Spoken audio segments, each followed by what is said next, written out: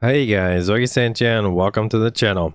I'm going to tell you guys the best way to get to level 100. Not the fastest, don't quote me on this, I never said the fastest way, but the best way to get there, and yes, it is farming nightmare dungeons. Reason being, if you just go and spam the same dungeon over and over like everybody else is doing, the new best XP per hour per dungeon, whatever like that, you get to level 100, and then your glyphs are still level 1. They're going to be very underpowered because your glyphs actually give you so much power in the Paragon board.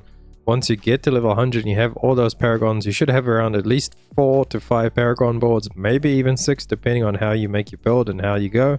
So that means you should have between 4 and 6 glyphs, and each of those glyphs needs to be leveled up, and that is going to be hundreds of dungeons to actually level up those glyphs.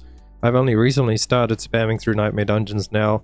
I got to around level 80 on my Sorc just doing normal dungeon spamming, and then I decided I'm going to switch over to doing Nightmare Dungeons now so I can level up my glyphs, and then you also get the guaranteed legendary at the end. So if you get unlucky on all of your XP farming runs and dungeons you do, with Nightmare Dungeons you get one guaranteed legendary at the end, and it can even be a unique. I just ran a tier 1 Nightmare Dungeon on my Druid that I just got to level 50 that I'm going to be doing builds on soon. He actually got the Werebear unique chest from the end there, so I mean that's pretty lucky, but you can also get unique. So at the same time you're getting XP, you're getting your sigils leveled up, and you're getting at least one legendary / unique per run. That's pretty good.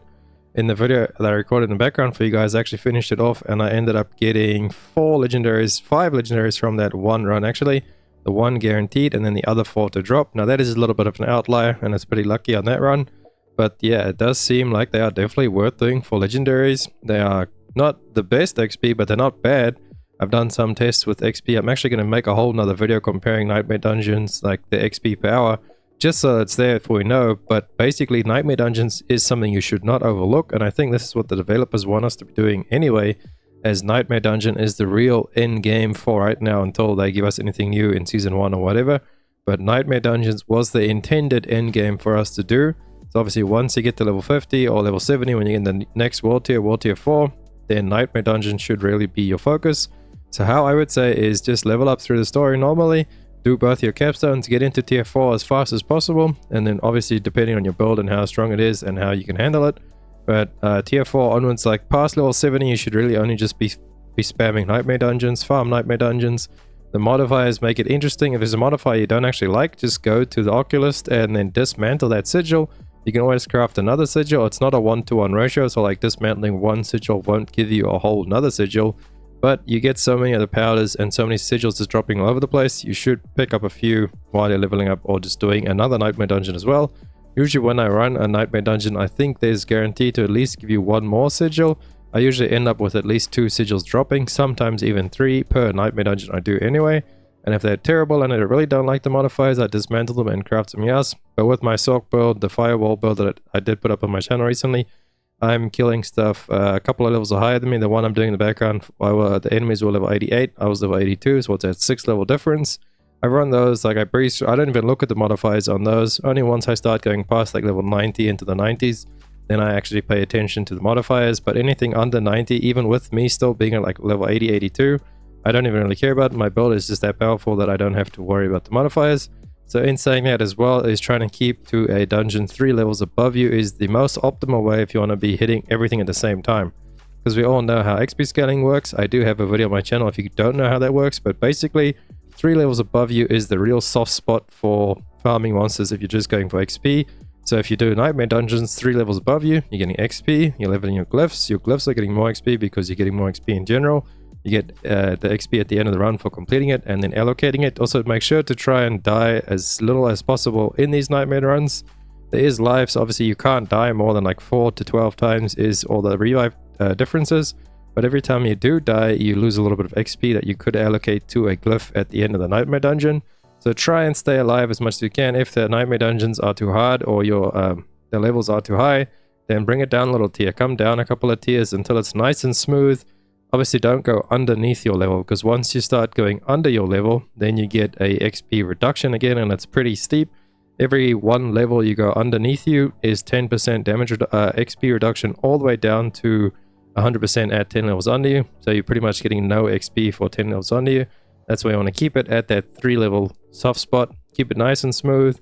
And if you can go higher, sure, go higher, but there's really no need to go higher because you don't really get that much XP past those 3 levels above you, as it gives you 25% increased XP at 3 levels above your character. And then after that, the XP doesn't increase, but the bonus stays at 25%, although the mob will give you more XP because there'll be a higher mob. And I explained that all in my video about the XP scaling, so go check that out.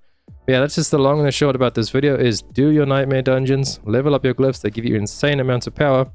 As well, let me show you guys real quick. Alright, so if we have a look at the Paragon boards, I can actually show you guys the glyphs.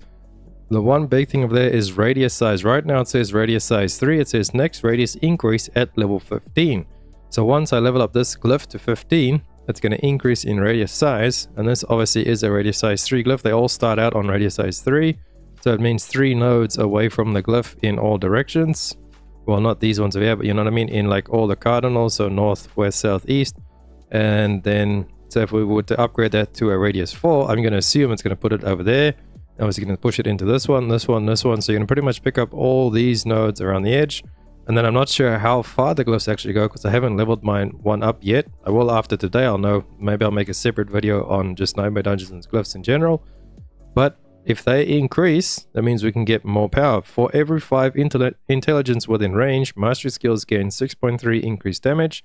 If I level up this glyph, I have intellect already selected there. So there's 1, 2, 3, 4 intellect nodes extra. So that's going to be an extra 20, well, 6.3 times 4. So what's that? 24, and then take the 3. So it's like 25.2% increased damage that I'm regaining just by leveling this glyph up. And it's also, it goes up every time you level up the glyph as well, increases that percentage as well. So it's all just going to go up and it's going to scale. And then we get to the exploit glyph. That's an even stronger one. This one, pretty much everybody uses this one.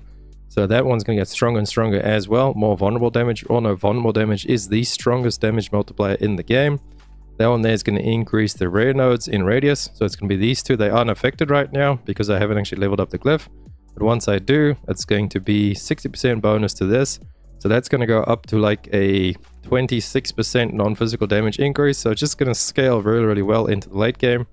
Level up your glyphs. I can't stress it enough. Do nightmare dungeons. Stop spamming the same dungeon over and over.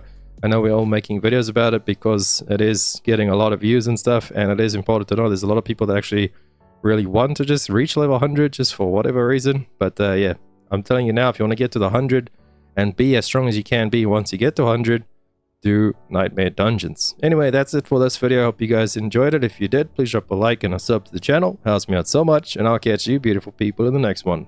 Augiesaint out. Run free and dive into the sky.